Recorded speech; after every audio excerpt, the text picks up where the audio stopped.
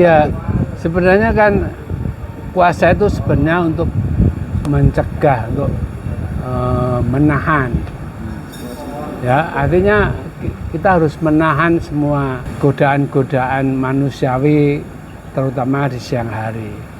Tapi pertanyaannya menurut saya, bagaimana kita menahannya di tengah arus kehidupan modern yang kayak begini?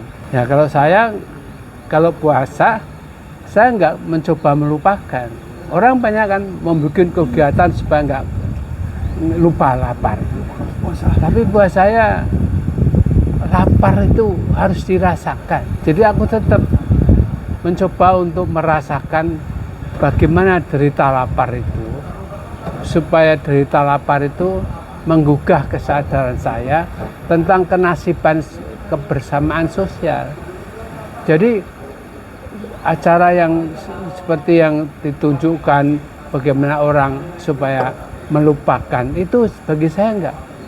Derita puasa itu, lapar dan segala macam, itu tak rasakan dalam kehidupan pribadi saya. Oh, ternyata lapar itu begini dahsyat. Apalagi ini saya kan masih dalam pemulihan stroke. Saya belum tahu kalau yang tahun yang lalu saya nggak puasa. Tapi dokter bilang sama saya, coba dulu Pak, saya nggak mau langsung itu.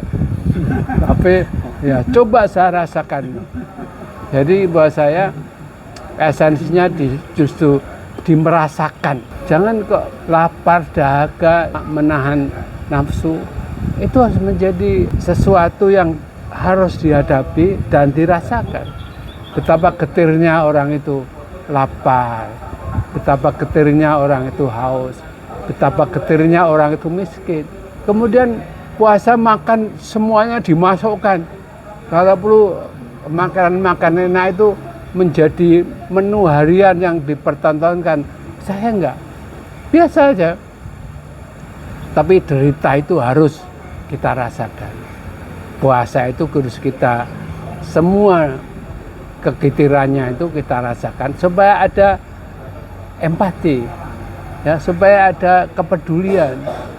Baru puasa kemudian bermakna.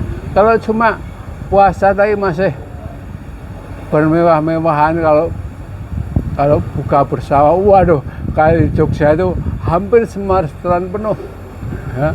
Terus kalau makan juga semuanya penuh di meja makan. Buat saya nggak menarik, ya. Buat saya dengan menahan diri itu kita merasakan kegetiran hidup, membangkitkan kesadaran spiritual. Mana kebersamaan dari puasa itu apa? Itu yang sebenarnya bagi saya perlu kita rasakan. Karena banyak orang yang sekarang ini tidak pernah merasakan kegetiran hidup. Kamu aja mungkin tidak pernah merasakan kegetiran hidup. Ya, lah saya merasakan kegetiran hidup. Ya, bagaimana pergi ke Termas itu jalan kaki. Ya, dari kota Pacitan ke Termas itu 11 kilo, nggak ada kendaraan. Kalau ke Pacitan naik truk sembako bersama dengan minyak tanah segala macam. Jadi kegetiran anak-anak muda sekarang itu relatif tidak merasakan, semuanya serba enak. Lah puasa untuk apa kalau semuanya tidak enak? Ya itu bagi saya.